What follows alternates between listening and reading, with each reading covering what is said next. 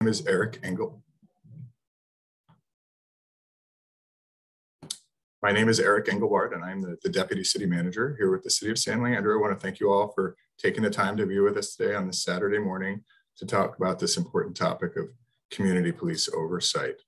Before we get started, I do want to take an opportunity just to introduce the panelists who will be helping provide this presentation with me today. Starting off, we have my colleague from the City of San Leandro, Janelle Cameron. Good morning, everyone. I'm the Assistant City Manager with the City of San Leandro. Thank you all for joining us this morning. Brian and Teresa, would you like to introduce yourselves? All right. Good morning. My name is Brian Corr. I am working with the OIR Group on this project. I will be moderating this session today. I work and live in Cambridge, Massachusetts, but have been doing work on civilian oversight around the country for the last 10, 11 years. So I'm very glad to be here today. Hi, I'm Teresa Magula. I am also with OIR Group, and like Brian, have been working on police oversight issues for a number of years around the country. I am calling in from Southern California this morning, and I'm grateful for everyone that has joined us this morning. Thank you for taking your time. Look forward to the session. And before we dive in, also just some housekeeping items. I do want to note for everyone's awareness that this meeting is being recorded, and we will be posting this the meeting and making it available to the public following the meeting for any members who are unable to join us.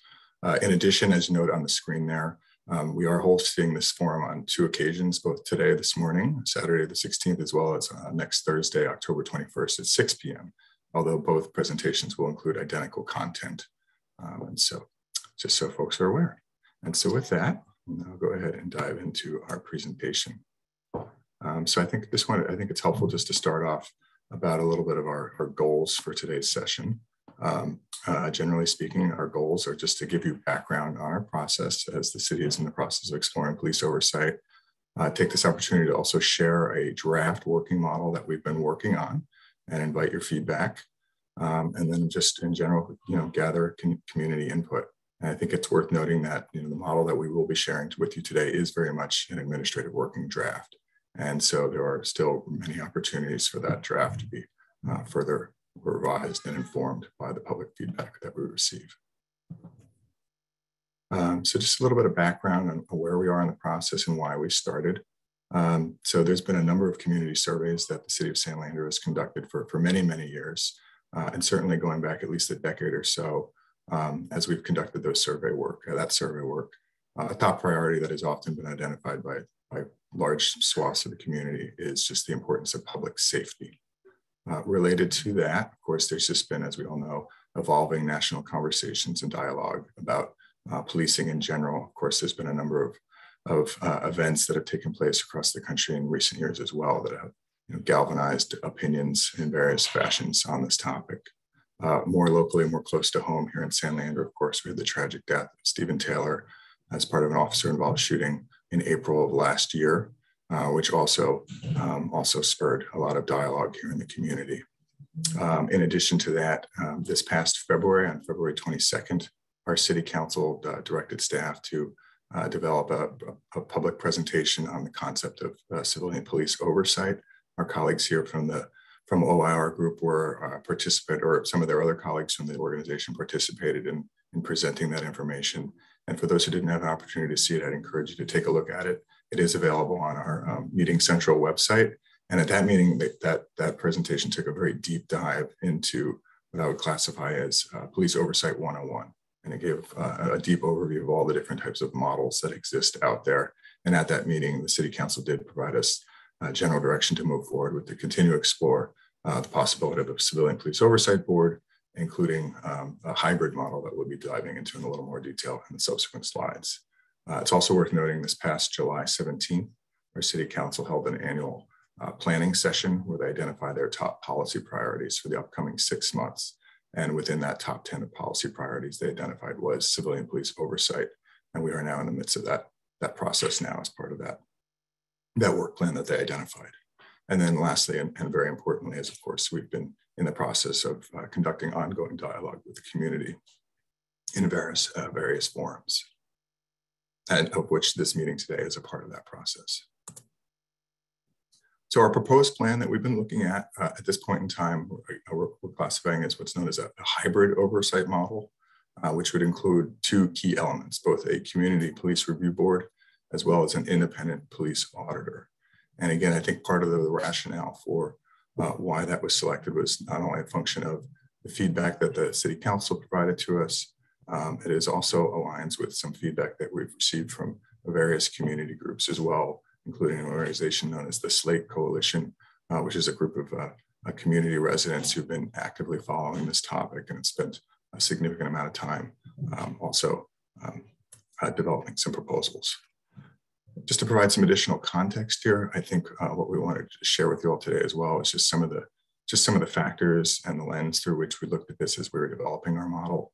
Of course, it's important, like all public agencies, there are certain just inherent legal limitations that we have to navigate in terms of setting things like this. Like most public agencies in California, a large component of our workforce is members of collective bargaining groups. And so it's important that we engage in good faith discussions with those labor groups who might be impacted by the creation of any kind of a police oversight model. And of course, no surprise here, like all agencies and public agencies in particular, we do have just inherent budgetary and resource constraints. And depending on the type of model that is designed and set up, there are certain costs that go along with that. And it's important that those costs are evaluated and publicly disclosed as part of the conversation. Of course, we've also researched this issue in quite a great detail. We reached out to a number of our colleagues and counterparts in other municipalities here in California and across the nation who already have civilian police oversight boards that have been set up, just to gather from them, just any insights, best practices, lessons learned, things of that nature. And we've also incorporated that feedback into the model that we're about to discuss in more detail. And of course, as I mentioned earlier, public input is just a foundational element of all of this. Of course, this model is designed to serve the community and the public, and so providing robust opportunities for the public to help weigh in on this proposal through various forums. As I mentioned before, we already had that work session back in February, which included opportunity for public comments.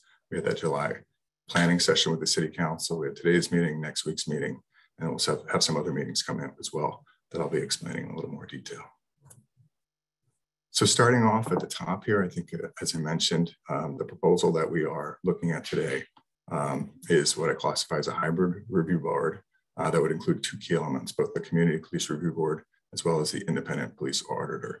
Starting at the top with that review board, many of you may be familiar who are engaged with city government. We have lots of boards and commissions. Classic examples would be the Board of Zoning Adjustment, so the Planning Commission. We also have an Arts Commission, Human Services Commission. So this Police Review Board would be another appointed board that would be added to that roster of existing boards and commissions. A key element, of course, of this board is that it would be independent from the police department. We envision that the board would be selected by the City Council, and it would be completely independent from the police department.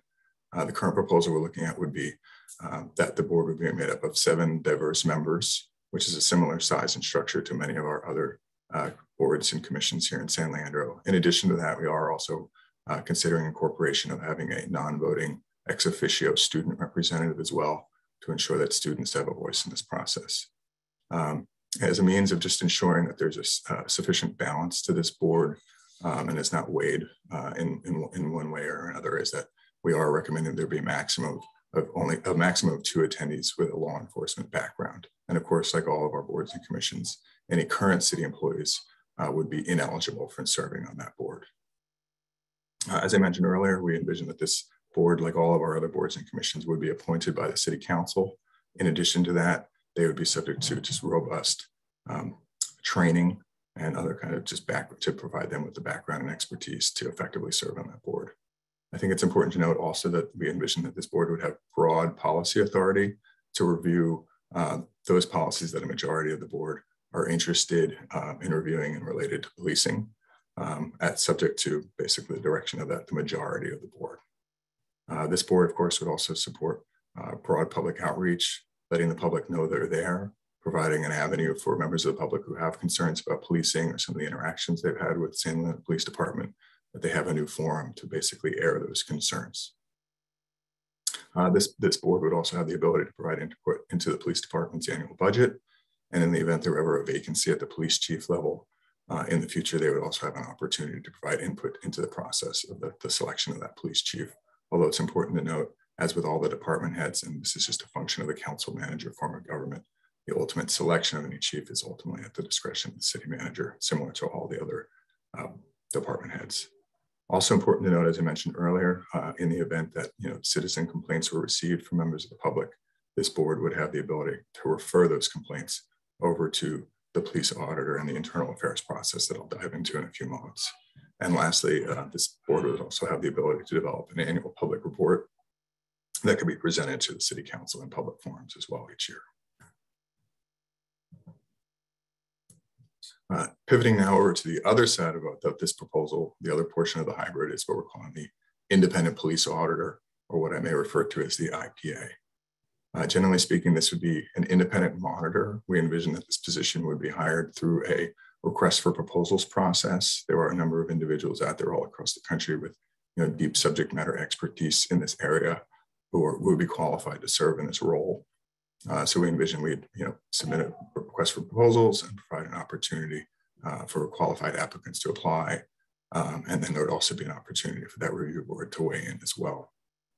Essentially, this position would basically have an opportunity to have a seat at the table with the internal affairs process at the police department, and they'd have the ability to serve as a key advisor to that process. They'd have access to relevant records and have the ability to basically have a substantial input into that process. They would also serve as a subject matter expert to the review board, and would also be able to assist in classifying complaints as they may come in from the public who express concerns or complaints about their interactions with the police department. Another key role of the independent auditor is to analyze police data and trends, and then report out to the board on those data and trends or related statistics. They could also, of course, support public outreach, as well as assist in developing an annual report. And another key element is also the ability to facilitate mediation. In some cases, when there's been some challenging interactions between members of the public and a police officer, in some cases, if it's a more what I would classify as a lower level concern, there may be opportunities where mediation between the parties can be a good outcome for all parties involved, and so they could support that as well. So that's a brief overview of the model that we're looking at right now, for which we're seeking public feedback, and just an overview here of our next steps. We're having these public outreach meetings, which today is one of them, the meeting next week. We're also concurrent with that, conducting parallel internal dialogue with our labor groups. And then all of this feedback and information we're receiving is being incorporated into the development of a draft ordinance, which we envision will be presented to the City Council for their discussion at the November 15th City Council meeting. And that will be a public meeting. It will be publicly noticed. It will include an opportunity for public comments and public input. So again, a number of different avenues for public feedback outside of today's forum. And so with that, I will now hand things over to Teresa. Thanks for that overview, Eric. I know that we have some attendees that are excited to share their points of view this morning. And what I'd like to do quickly is tell you how you can do that. If you are not familiar with the Zoom webinar functions, which so many of us are nowadays, we will be calling on people who use the raise hand functionality. So if you would like to speak today, you can raise your hand virtually and we will call on you, unmute you, and ask you to share your points of view. We have a few agreements that we ask everybody to just listen to here before we begin. And we put these forward so that we can have a constructive and collaborative dialogue this morning. So we ask you to share this time with other community members. We will allow others the space to offer their ideas and opinions. We will listen respectfully. And you may choose not to speak at all this morning. If you do choose to speak, let's be mindful of how long you choose to speak this morning. We will not make assumptions for others on the call, and we will be respectful and constructive in expressing any disagreement or challenges. I'd also like to let you know that we have our Q&A function available this morning. So if you are not comfortable raising your hand and speaking, you might wish to just type something into the Q&A and we'll bring that forward for discussion. Today, we are hopeful to have a collaborative dialogue with you, hear your point of view and perspectives, and really just understand where you stand as a community member. So at the moment, I don't see that anyone has their hand raised, and I would invite you now, if you would like to speak, go ahead and raise your hand so that we can begin to engage in this exciting morning dialogue.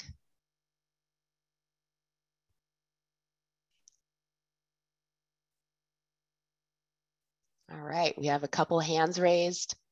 I am going to go ahead and call on Ginny Madsen and allow you to talk, and I'll turn it over to my colleague, Brian, to start to facilitate that dialogue this morning. Good morning, Ginny.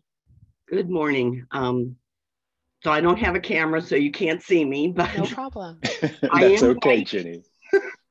My main thought when I saw Eric going through the summary, I understand why they don't want any current police officers to serve, but I think it should be specified that they can't, no members of this board should be associated with the Police Officers Association. The SLPD Police Officers Association has been way too powerful for way too long, just like all the others. And I think the union should be excluded from this. So that's it. Okay. Well, thank you for sharing that, Ginny. I guess I should say again, this is Brian Corr speaking, so you'll keep hearing my voice, all of you, on this. But thank you. Oh, you can see me. Great. Okay. I can't quite see what you can see. So, all right. So, well, thank you for sharing that, Ginny. Was there anything else you wanted to say about that particular aspect or the proposal overall? There's so much. I am a member of Justice for Stephen Taylor. I've been part of Slate because I believe this is really important. I lived in San Leandro for maybe 8 years before I, as an old white lady, could see how policing was not being equitable. You know, it was people were treated differently, and it disgusted me and angered me, which is why I joined these groups. I know I am not alone. I also know plenty of people who, you know, are afraid of not having enough police. They just freak out. They think that safety is more police. And I'm sorry, but I've seen the exact opposite take place. I think it's community involvement that makes a place safe. Yeah. So I want this to really be a community involved group. And the hybrid is important, but the one thing that, you know, I still have a slight problem with them being appointed by the city council, but I'm not going to belabor that. But my main concern is that people will not trust it. The people who need to trust this group will not trust it if there is too much of a police presence. And I understand that it helps to have somebody who understands a law enforcement background. And I also understand that in the best people, it is a calling. Police work is a calling. And I know that some would care to carry on with that calling, even though they're no longer working. But I don't want this group to be another voice of the police department, because that's what happened. That's what happened. So I really don't have much more to say than that. Okay. Well, again, thank you for sharing your thoughts, and really both from your own personal experience, but also from your perspective of how you feel others in the community would react, you know, based on your work and what you're doing. So really appreciate that. And so, Teresa, I'll go back to you. Yeah, we have Mitch, who has raised her hand. Okay, Mitch. Hi, everybody. Thank you for having this. I really appreciate it. It's been great to have the city truly reach. Oh, I'm sorry. I think I was moving my mouse and I accidentally. Okay. I'm unmuted again, right? Okay, great. Anyway, I think I really do appreciate that that there's been an increase in the amount of I feel like truly trying to reach out to the San Leandro citizens and listen, and I appreciate that. So diving into my comments, I'm curious, I may have missed you saying this, but is the independent police auditor an employee or paid in some way? I ask because it sounds like it's potentially kind of a big job that requires a lot of knowledge, but I would also definitely not want that to be a person who is in any way, shape, or form a former officer. Mm-hmm. So I'm just wondering, is that a position that will be paid? Mitch, I'm happy to cover that question. So in general right now, yes, it would certainly envision this position would be paid. We envision structuring the ordinance that we would have the flexibility as to whether or not this would be someone who would be hired from the outside through a request for proposals process, or longer term, it's possible we could explore the option of having that as an in-house staff person. But I think certainly as we get this program started up, we envision it would be an outside consultant who essentially would be serving through a contract. We would do a national recruitment, and we would, invite applications and all that. And it would be someone with that subject matter expertise. But yes, they would be paid. Yes, indeed. Yeah, great. And looking for somebody with subject matter expertise is great. Thank you. I appreciate that. I also want to say it is really important to me that the police review board be truly the voice of the community. I want to strongly agree with Jenny that former officers should also be excluded. I completely agree that I and many people that I know wouldn't trust the decisions otherwise. You also mentioned the idea of having a non-voting student on the board, which I think is important. I think that's a great idea. I'm not sure why they would be non-voting, but maybe that's because they're under 18. But regardless, I think having their voice there is incredibly important. I would like to note, though, that I would strongly recommend specifically having it be a student from the Social Justice Academy, because they are really knowledgeable about social justice issues, and they would be there and be involved because they truly deeply care, and not just as a resume patter for their college or job applications. Because we all know that there are definitely high school students that sign up for things like that, not because it is meaningful to them, but because it'll look great on resume. And I think it would be a travesty to have the student representative be somebody who isn't actually truly knowledgeable and impassioned about this. And also, if people do feel that it is important to have the voice of somebody who is a police officer speaking at the board meetings, I assume that there certainly could be police representation at the review board meetings to share information that that the community might not be aware of. I assume that at these meetings that people will be able to speak and share information like that. But it would be absolutely critical to me that they not have too heavy of a hand in the decisions or be able to vote.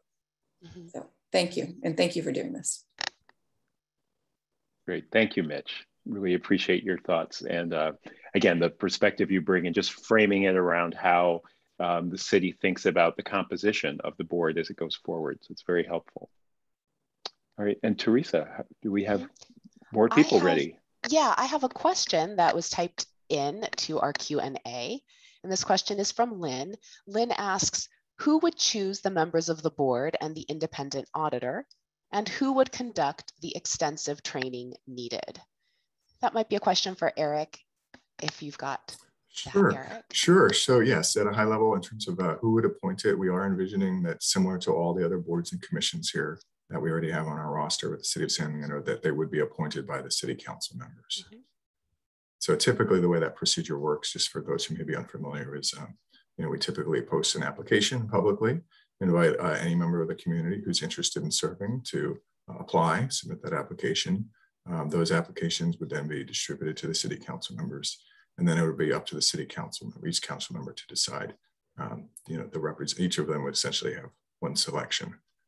Although typically with our process here, it is a two-step process. And so that, after each council member has identified what I would call a preliminary selection or person that they're interested in appointing, those names are then publicly posted as part of a meeting agenda as the proposed nominees. And then that's shared publicly. And then it comes back again at a subsequent meeting several weeks later for the actual appointment process. So to the extent that the community has concerns about the overall makeup of those 7 individuals, there's an opportunity for that feedback to be shared publicly in advance of any selections being made. And so to the extent there's some concerns, there would be an opportunity for council members to revisit that prior to that follow-up meeting as part of that two-step process. Okay. And then Teresa, with the second, can you remind me again of the second component of that question? Absolutely. Sure. One of the pieces is who would choose the independent auditor. And I think we've had just a brief comment that would potentially be an outside consultant through a request for proposals process. And that might happen nationwide as the search. The second part is who would conduct the extensive training needed. So we mentioned there would be extensive training required. What is the vision for that? I think it would be a combination of factors depending on the specific components of the training. I think this training would be broad in scope, and so there could be some elements that could be trained by the auditor. There could be some elements that could be brought in by outside third parties with relevant subject matter expertise, and there could also be some training or information provided perhaps by the police chief or the police department command staff as well. So I imagine it would be a combination of all of those things. Okay. And Teresa, if I may step out of my moderator role into a subject matter expertise role for a moment, as some people may know, I'm a past president of NACOLE, the National Association for Civilian Oversight of Law Enforcement. And it's obviously a nationwide group that does a lot of different things to support civilian oversight around the country, but does extensive training. And that includes training conferences, regional trainings, and also different cities contract with NACOLE to do training. And they really are able to bring in people with expertise in all of the different models, all of the different aspects of oversight. And that would certainly be a resource to San Leandro going forward as well. Yeah. Thank you. I'd like to raise up a comment that was made in the question and answer by Helena. And Helena says, I agree with Ginny that she said the unions should not be included in the Community Police Review Board. Thank you for that comment, Helena. And again, Teresa, yes, if I can just add, I see that we have 2 callers.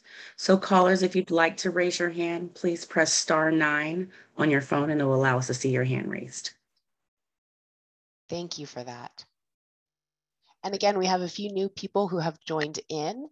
If you would like to speak this morning and present your point of view, we welcome you raising your hand so that we can unmute you and hear your perspective this morning. And, Teresa, I know one thing that we did in preparation for this was come up with a couple of polling questions. And this might be a good opportunity as we have a couple of new people to put one of those questions up and kind of get some feedback from people who may not have wanted to raise their hands and speak. Yes, absolutely. Definitely.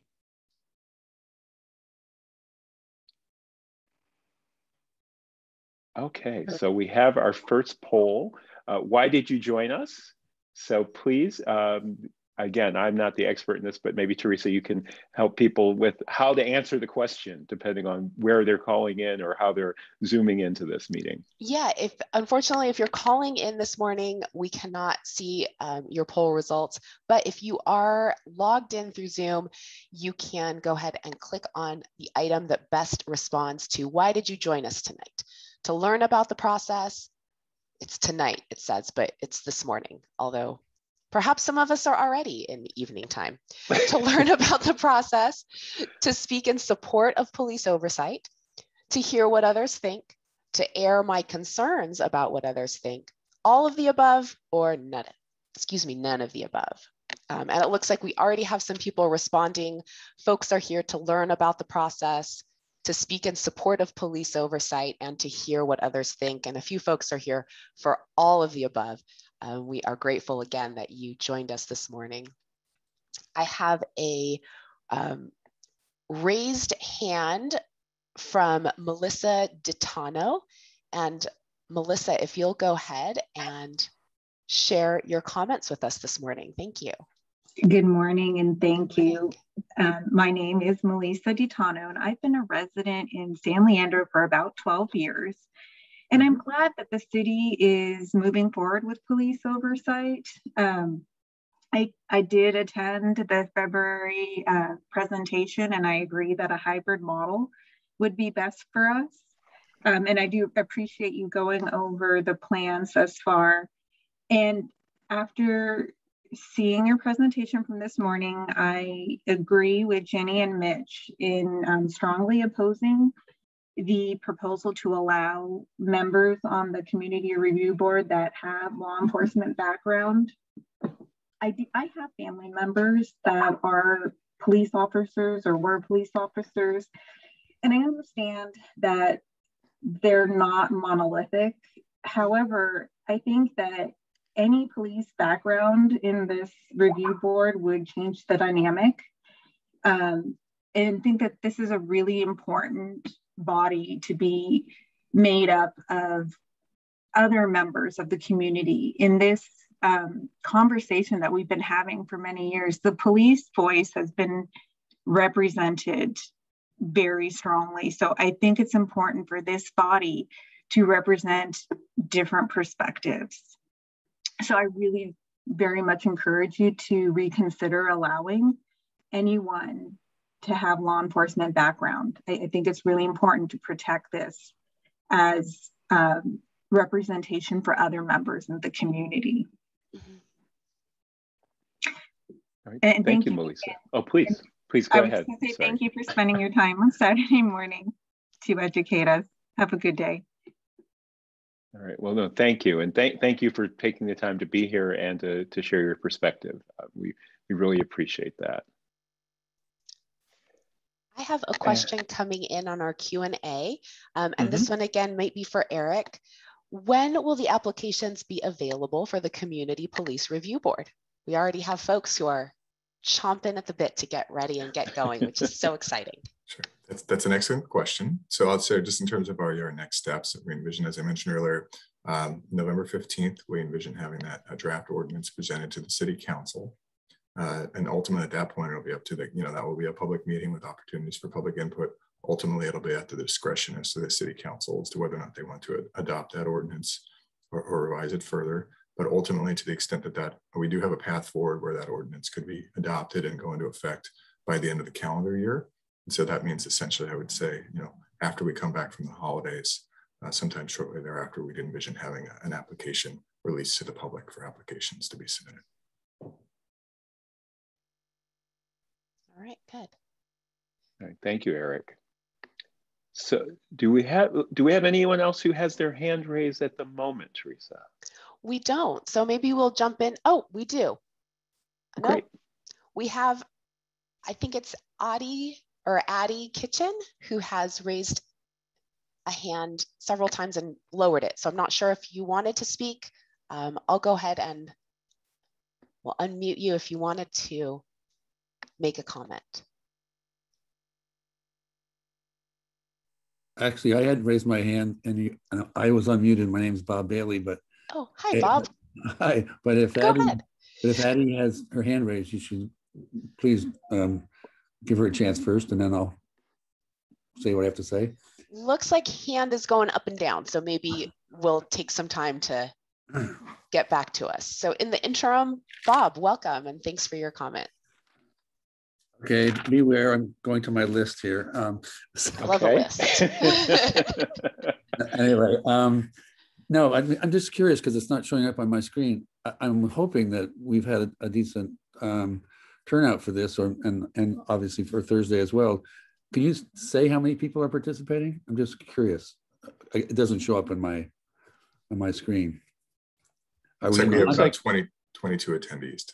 Good. Okay, that's that feels good. I was worried because I've only heard a few voices so far. A couple of things, I guess. Obviously, you've heard a lot of comments about the feelings about the wisdom or lack thereof of including ex-law enforcement on the board. and I would just want to add another wrinkle to that, which is not just, and everything that's been said is particularly important, how it's perceived by the public, how it might, lead some to not trust it, how there is already ample voice for officer interest through the POA and other places. The other aspect of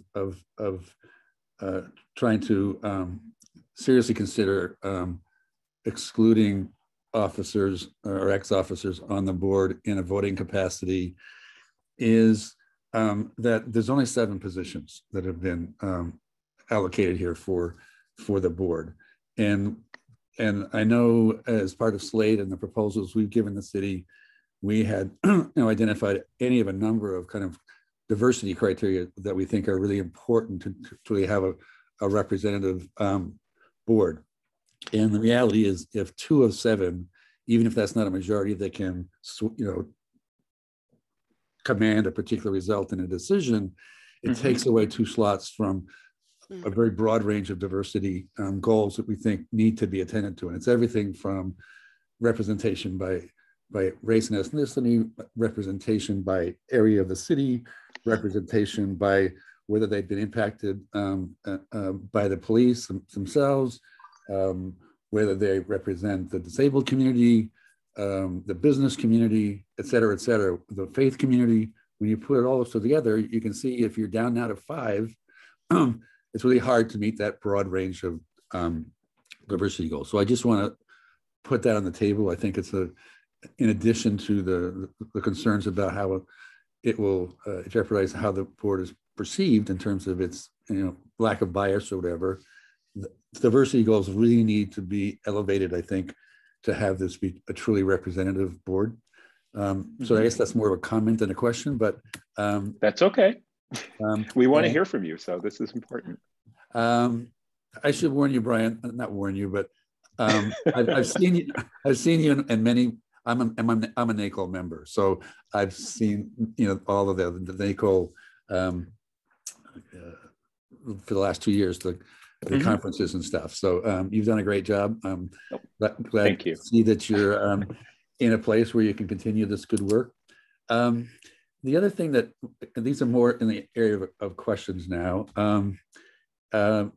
Well, questions that okay, come on the training. I love the idea that NACOLE should be reminded that's a great resource for the city. I also hope, and this is in the spirit of trying to keep this a truly community-oriented representative body, that the community itself, whether it's SLATE or other interested parties, will have a chance to also help shape what that training looks like, working with Janelle or whomever is going to have that responsibility. I think it's important to make sure the community's voice is heard there as well, or that might even be in participating in the training in some ways. So I just want to throw that out there. So here I actually do get to a couple questions. I may have missed this, Eric, but in describing the role of the IPA, there was mention of, let me see, I'll take a quick look. That I know in the proposal we made, we wanted to make really clear that the IPA itself, him or herself, has the same kind of public reporting responsibilities as the review board itself. So that beyond whatever specific recommendations the IPA might make to the review board to, let's say, examine a particular policy concern, typically the IPA is expected also to report on the full range of their activities in the course of the year publicly. Now, whether that's done through the review board or in direct annual reports by the IPA person themselves, I just think that needs to be attended to, or at least acknowledged that all of this process is about transparency. And so that needs to apply to the IPA's work as well as the CPRB's. I guess that was a comment, huh? So, and Bob, not to be too whatever, but I will say, if you do have a couple of questions that you want to put out, maybe we can get you and everybody else some answers. Okay. Recognizing that we want to make sure everybody has a chance. So, but please go ahead for now. Well, but and obviously, I welcome the comments from others, not just in the audience, but if Eric and Janelle have some comments they want to say, because I doubt that these things are not being considered. I'm just pointing out what's not evident in what we've seen in the presentation. And then lastly, I just want to ask, and it may be premature, but my sense is, excuse me, that the scope of the work of the CPRB is going to require a lot of staffing support on an ongoing basis. Has there been any thought, or where are your thoughts so far on what that staffing support might look like, where it would come from? There's been substantial budget authorization already by the City Council for this whole process. I'm just, if you're not there yet, that's fine. I just want to see if there's anything you can share at this point. Okay, well, thank you, Bob. And so I guess I'll turn it over to Eric and Janelle, and you can decide who to answer what. Janelle, I'm happy to take an initial shot at this if that works for you. So I think, Bob, to your initial comment about the IPA and the public reporting, and yes, I think generally speaking, we're envisioning that the IPA would be attending the regular meetings of the review board, and would be reporting out on trends and data and other aspects of and recommendations, and based on the experiences they're having and the things they're observing as part of that, having that seat at the table with the internal affairs process. In regards to the staffing component, I think it's safe to say we are actively evaluating that need. I think it goes without saying it's important that this both the review board and the IPA have sufficient resources to ensure that they're able to examine the things they need to examine, and having ensuring that staff or whomever is supporting them is able to report back in a timely manner with sufficient level of information, so that this is a robust and productive process. But with that said, I think we are still evaluating the specific staffing complement, how that would work. Thank you. Okay, great. All right. Well, again, thank you, Bob. Oh, please, Teresa. Sorry. Not at all. Thanks, Bob, for the great questions and comments and items that you pointed us to. I have a comment on our Q&A that the 7 diverse members should also include faith-based leaders. So that's another additional thing to consider. And at the moment, we don't have any raised hands. I'm wondering if we jump into, oh, there she is. All right. We do have a raised hand. Yeah. So Addie, we're ready for you. Thank you so very much. Everything that I wanted to say has been said. Again, I'm Addie Kitchen. I'm Stephen Taylor's grandmother, and I am part of SLATE, and I also am part of Justice for Stephen Taylor. And I just really wanted to come on and hear what was said, even though I have worked on this as well. I thank you so much for taking the time to answer the questions and to take this date that you could have been doing something else to talk to the community about what's going on. And I just want to thank you so much for the work that you're doing. Oh, thank you, Addie. And first of all, I am so sorry about the loss of your son. I really appreciate that you've taken whatever that experience has been like for you, however painful it is, and turned it into positive action on behalf of your community. It's really, thank you for being here, and thank you for your work and faithfulness to this. So very glad to be able to help in some small way to move this process forward. So thank you. I think what you're doing now is helping, and it's part of the healing process that I'm going through. So again, thank you so very much. You're welcome. You're very welcome. Teresa, again, I don't know if we have someone else who's ready to speak, and then I'm thinking if not, we might do another poll. But we have Ginny who would like to speak again, and Jenny, I will go ahead and unmute you. Oh, I'm listening to what people are saying, but what Bob said, I had a problem with the city council appointing these members, but the more I thought about it, well, Bob was speaking, 7 people is not enough. Because what happens if, you know, there's not a quorum? What happens, and I've seen this happen with the rent review board and with other of the commissions. I think maybe 7 people is too few. And that's all I'm going to say. It's just, I'm really thinking about this now, and I think it needs to be considered again. I can be done. Okay.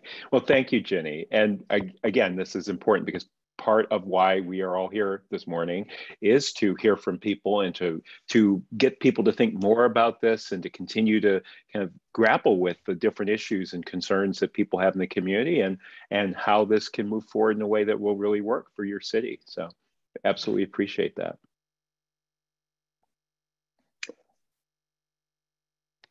Janelle, shall we run our second poll question? That sounds great. Good.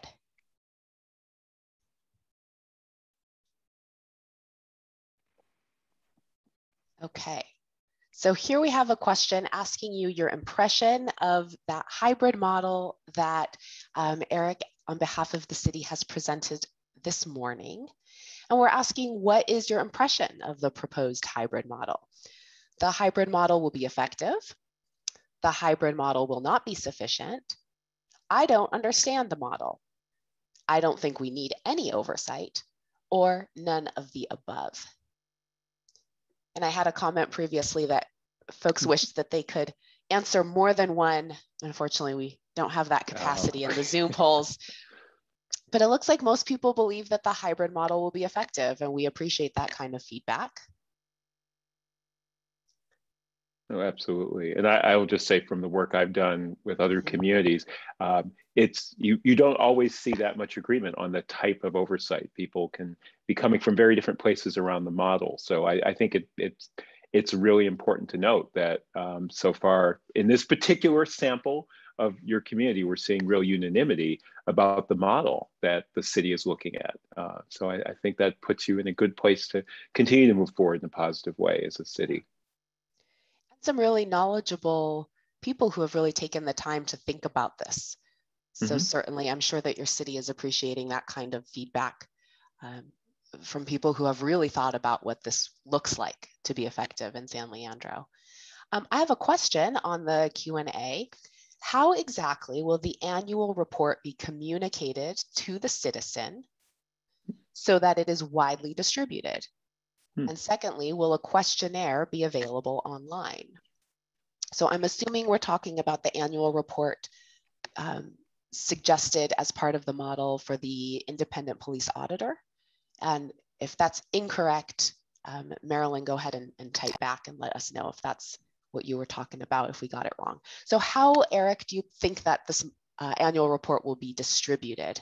Sure, I think, typically in one way it could be, the board itself would, schedule discussions about that report at their own meetings, have an opportunity for public feedback for that. That would be publicly announced as well. And then ultimately, then that report would likely be transmitted to the city council as well.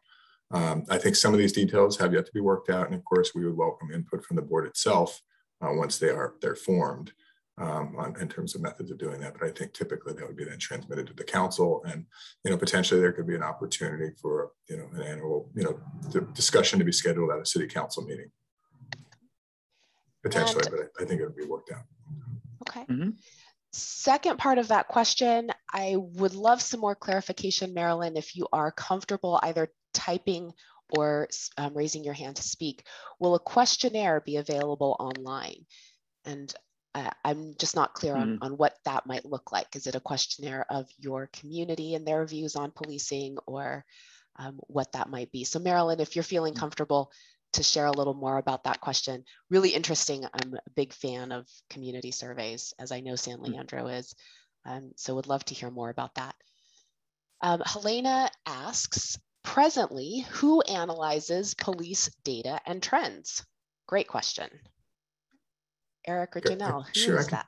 I can take a first shot at this. I know our police department does have a crime analyst position that's embedded within the department. And they do quite a lot of work on analysis of data and trends. And some of that information is presented annually in a public forum for the city council meeting. Typically, it's late in the calendar year, although it's evolved over time when the police department provides their annual report. And that crime analyst does present a lot of just data and trends as part of that meeting. And so I imagine that position would continue on, but then in addition to that, as another layer, you now have the IPA as well, doing its own independent trends and analysis as well. Mm-hmm. Great. So right now, it seems that we, I'm not sure if we have any other comments in the Q&A. I'm not looking at everything. I'm trying to, the balance of Zoom is how much do you look at the tech parts versus paying attention to the people. So I got you, Brian. I know you do. We have Robert, who again would like to share some comments. Robert, please go ahead. Okay, I appreciated the answer on how the annual reports and work of the review board and the IPA would be disseminated. And I guess would encourage, and I think you've already heard this sentiment, but so much of this is about how to expand communication and outreach to the community at large. And I would expect and hope that beyond formal reporting that we go to the city council and what might be delivered as information at the actual public review board meetings, that there be a more intentional outreach by the board itself to present its meeting people where they are, going to places where they may not be just people who observe council meetings, but that hopefully that they feel the compelled to do that. But that's, I think, the kind of place we want to get as a community, that this review board is able to fill what in a lot of ways is a void in communications, even when the city is making its best efforts in its traditional ways. I think the review board itself can and should take it another step to, whether it's meeting people in the churches, whether it's meeting in other kind of organizations around the city, that they see that as part of their responsibility. So that, again, a comment more than a question, sorry. No, again, comments are important. This is not only to answer questions, but really to hear from the community. And so I'm going to take a little risk here, but I want to invite, if other people have thoughts or ideas, realizing that you are here, it worked, you got the message about this meeting. What are the things that, just whether it's a couple of phrases typed in the Q&A or whatever, but what are some of the ways that you've seen effective communication happen in San Leandro? Bob just mentioned going out to churches and that sort of thing, but are there 2 or 3 things that you can offer to the city that would be great ways to make sure that there's communication happening? So I throw that out there. We'll see if anyone responds. With sort of in response to that question, but also to clarify, Marilyn typed back into the Q&A. Her questionnaire was as part of public input prior to an annual report. And so similarly, Marilyn is saying, in her opinion, not enough citizens follow city council meetings. So to your question, Brian, what other ways can the community seek, or can the city seek community input? Mitch writes to my comment about surveys.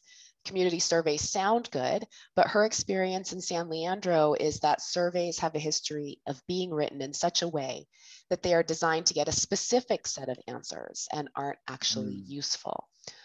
We hear that, and thank you for that comment, Mitch. Mitch also has her hand raised, so Mitch, go ahead. Yes, to the question of what kind of communication has worked well, one of the things that the new city, that our city manager, current city manager, did a few months ago was hold a a public discussion meeting about the budget, where there was a bit of a presentation about the budget. And then it was a fairly open forum where people could ask questions and ask for clarification. And if they thought there was too little money for one thing or too much money for another thing, they could speak up.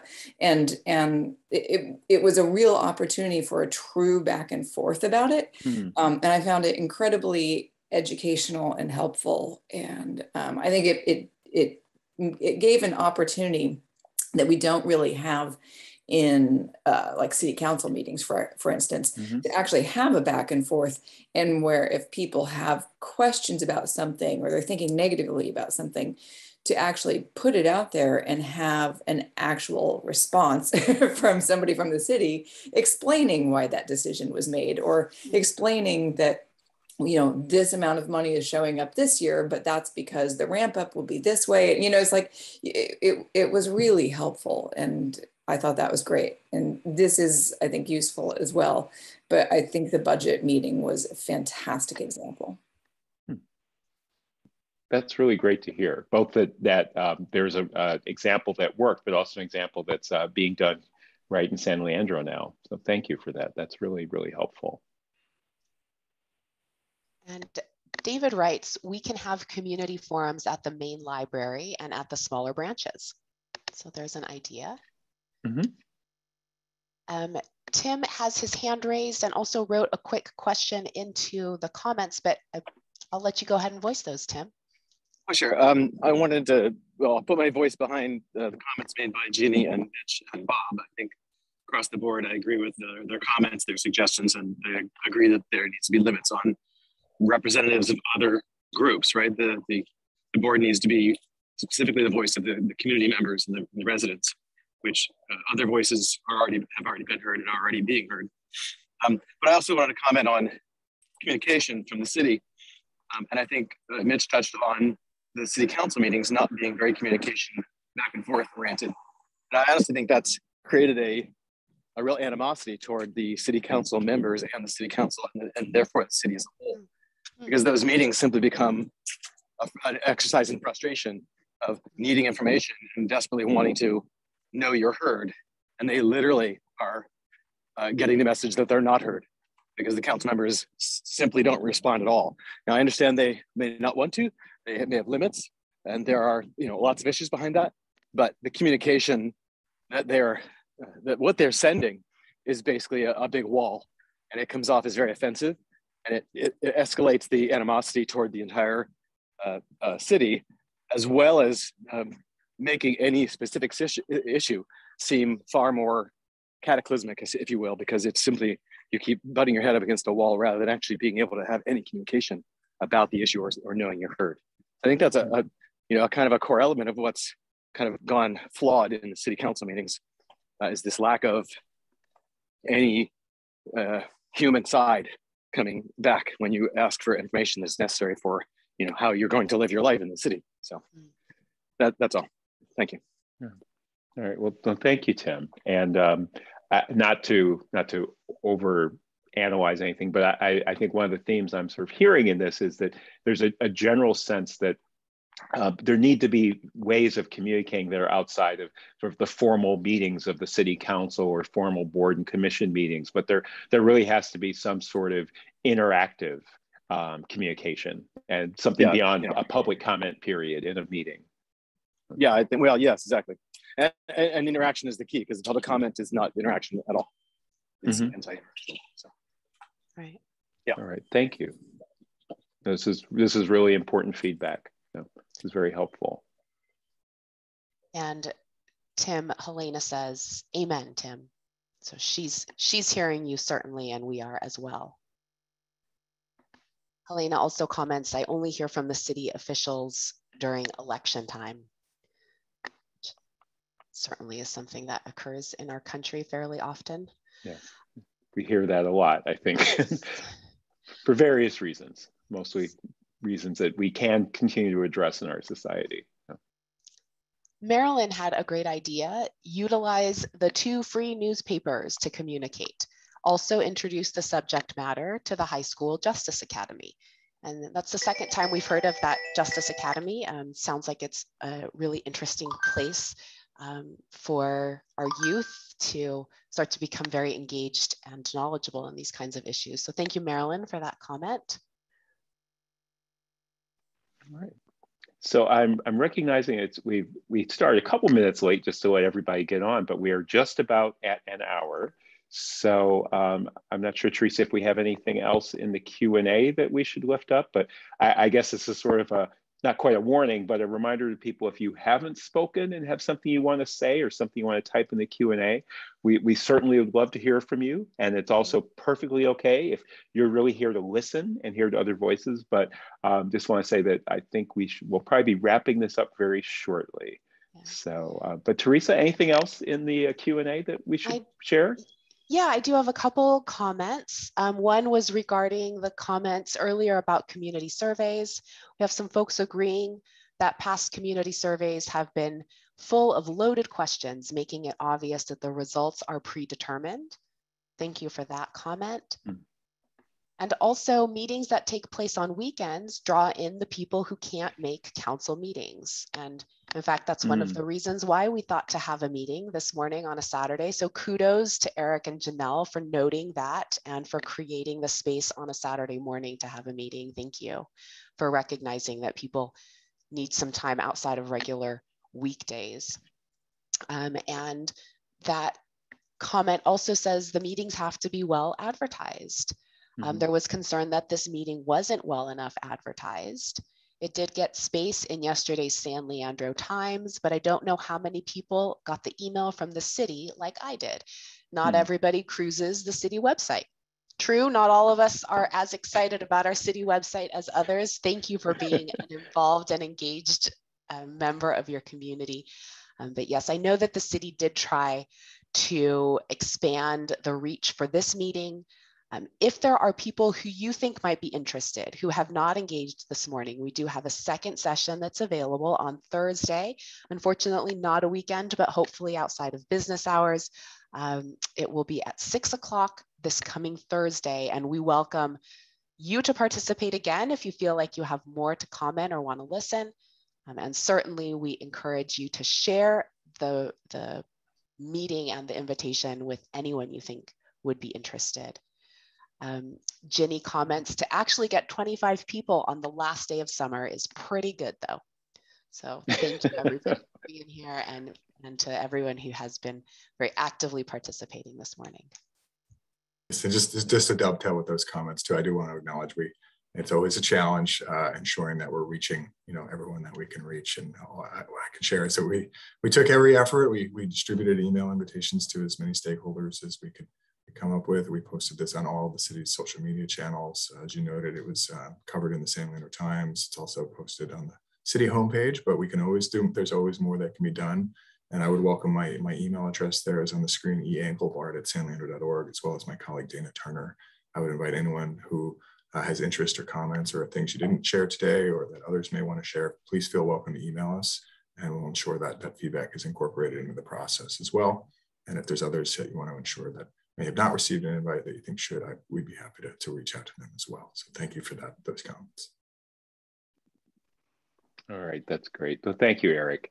I know that we're really at time. So Teresa, I guess, is there anything else that you would say we should do before we thank people and close this out and start getting ready for the next session? I have here at the last moment, Tim and Bob have raised their hands perhaps for some final closing statements. If you've got just a quick comment, Tim, we'd love to hear it before we close out today, and Bob will wrap up. I'll be very brief. I think your moderation today was excellent, and I really appreciated you guys doing this. I just really think you did an excellent job doing it. Not just that you were here, not just that it's a weekend. I think your moderation skills are great, and I felt like you guys really did this well. So that's all. Thank you. Thank you. Thank you very much.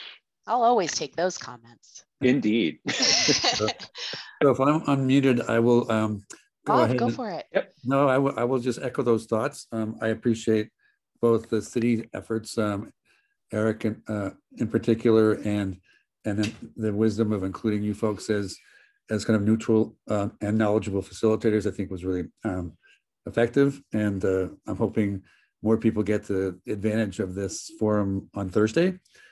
Also, just a quick clarification. I know that this was being recorded, but what is the recording itself going to be posted online, or just the presentation, the PowerPoint? Our goal would be to make both available.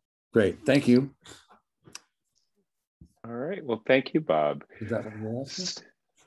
I thought that's so I think with that, I will turn it back over to Eric, but just, again, thank you, Teresa, for being a great partner in this. And thank you to everybody who spoke, everyone who made comments, and everyone who listened. Every part of that is important as your community moves forward with creating civilian oversight of your police department. So with that, I'll give it back to you, Eric.